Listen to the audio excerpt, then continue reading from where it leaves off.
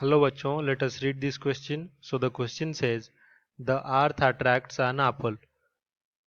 तो एक एप्पल को अर्थ अट्रैक्ट करता है. Does the apple also attract the earth? तो क्या एप्पल भी अर्थ को अट्रैक्ट करता है?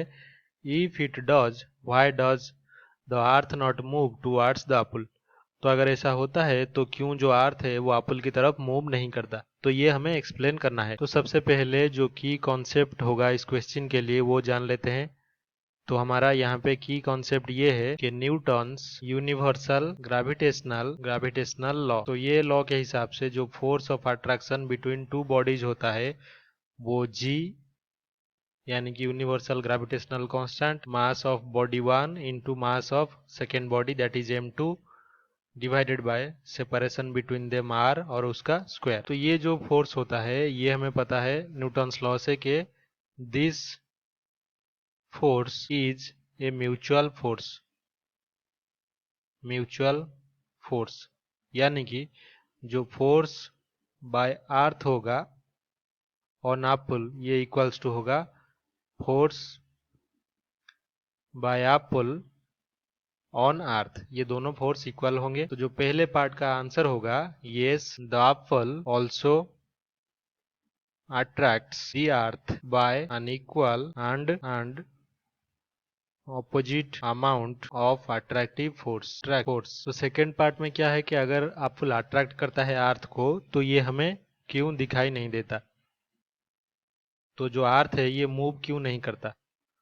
तो यहाँ पे मान लीजिए ये हमारा अर्थ है और इसके कंपैरिजन में जो एप्पल है उसको हम तो ऐसे दिखा देते हैं लेकिन ये बहुत ही स्मॉल होता है. तो एप्पल जितना मूव करेगा वो जो डिस्टेंस होगा मोशन का वो हम देख सकते हैं क्योंकि एप्पल के कंपैरिजन में वो डिस्टेंस सही है. लेकिन अर्थ का जो रेडियस होता है ये वेरी लार्ज होता है, very very large.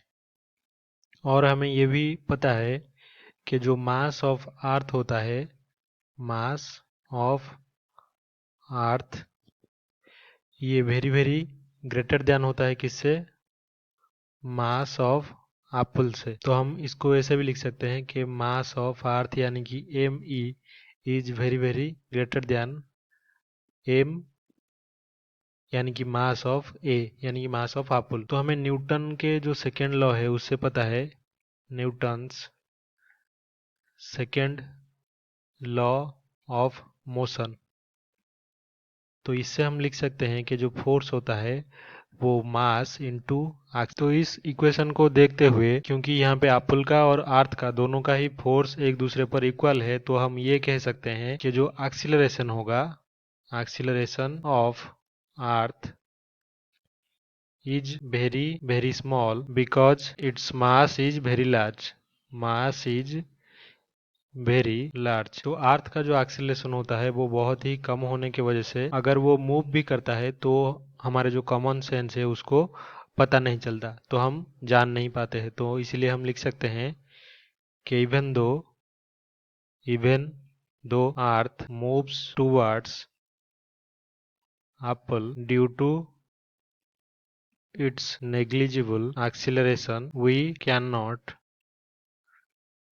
notice this. Finally हमने ये देखा कि जो न्यूटन्स यूनिवर्सल ग्रेविटेशनल लॉ होता है वो उसका एक प्रॉपर्टी ये होता है कि जो फोर्स है वो म्यूचुअल फोर्स है. तो इससे अर्थ का जो एप्पल के ऊपर फोर्स है वो एप्पल का अर्थ के ऊपर फोर्स के भी इक्वल होगा.